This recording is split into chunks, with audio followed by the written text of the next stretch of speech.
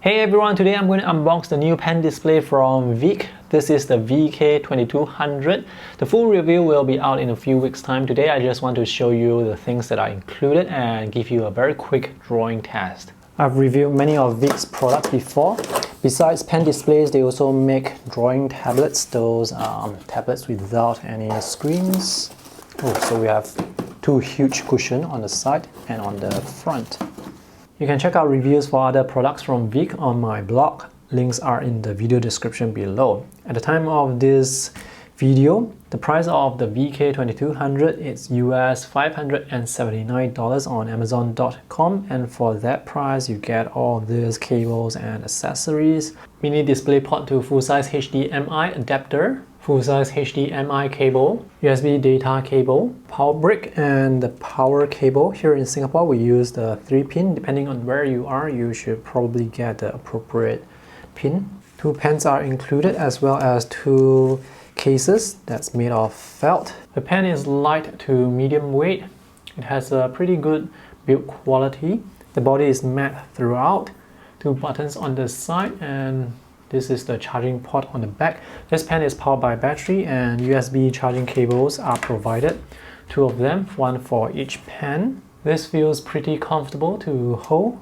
This is the stand that allows you to put the pen vertically, and you can twist the stand to reveal 8 replacement nibs, and the nib remover is there on the back. So all these nibs, they are placed onto this foam. There's another bag of replacement nibs included in the box, and that's the nib remover. Two artist gloves, one microfiber cleaning cloth, user manual, and lastly we have this card with information to where you can download the driver and the email address to their service department in case you need warranty. And these are the social media pages of Veikk. So this is the pen display. If you don't know what's pen display, it's basically a monitor that you can draw on, and since it's a monitor, you do have to connect it to a computer. And my first impression of this pen display is it looks beautiful. It has this very nice matte anti-glare coating on it, and the overall design looks quite professional. Rounded corners, the bezels quite thin, relatively speaking, and this looks like touch buttons. On the back we have this metal stand and the rubber feet. I see a screw here, so you can probably remove this if you want to VESA mount the display, and the holes here, they are 8 centimeters apart, and this is the latch that allows you to adjust the angle of the display. This is the lowest angle, and it's a rather comfortable angle to work with. Let me prop this up. So this is with the display almost vertical, but it's not exactly vertical. And this display, it's very thin. It's about 1.5 centimeters thick. If you look at the display from the back, the ports are on the left side. This is full-size HDMI, power, and USB.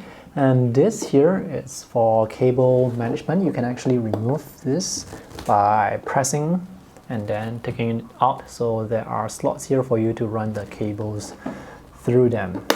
This is quite nifty. Right, I've just connected the pen display to Windows 10. By the way, this screen is 21.5 inches and the resolution is 1080p, and straight out of the box I can see the colors, they look good, and the matte surface screen doesn't seem to affect the sharpness, so that's great. Usually with matte surface screen or screen protectors, they will affect the sharpness, but here it seems to be quite sharp except for the resolution, which is it's a bit pixelated on this 21.5 inch screen, but I mean it's still pretty usable. Let's do some quick tests on Photoshop. So pressure sensitivity, it works, and the strokes, they look like they can taper quite nicely.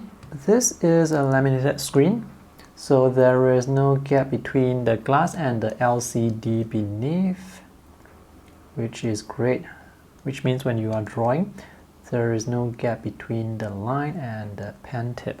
And this is Medibank Paint Pro on Windows.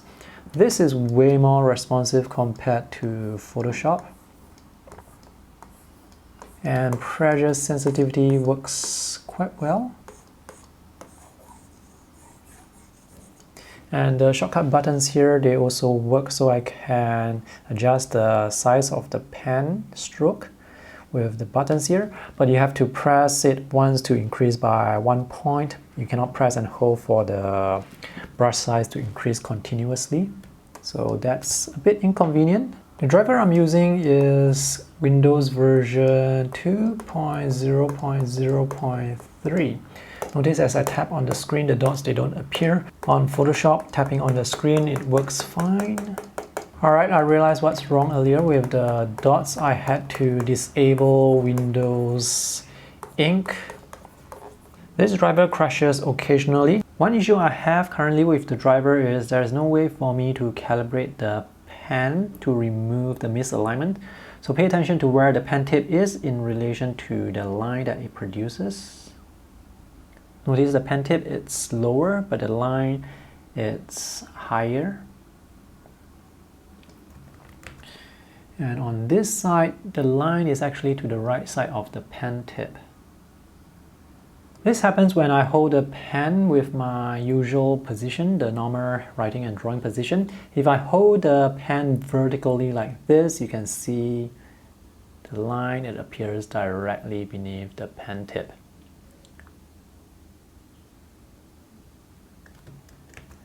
And vertically, it's directly beneath.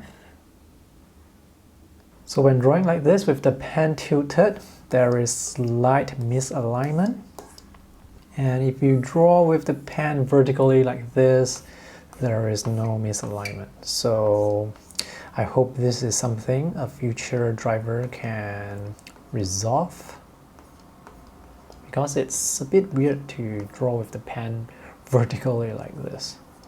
Misalignment usually results in inaccuracy, so how I test it is usually to draw some lines and try to connect the lines and see if there are any gaps and if I am able to connect the lines properly, or if the lines they overshoot. So here the misalignment, it's slight. I see some overshooting, but overall still quite alright.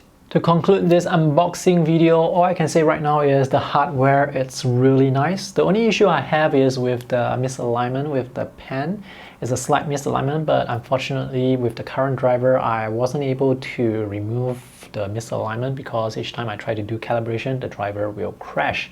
So hopefully Veikk will update the driver in the future and I can test it out more extensively in greater detail on both Windows and Mac and with the various drawing software that I have, and also show you what the driver can actually do.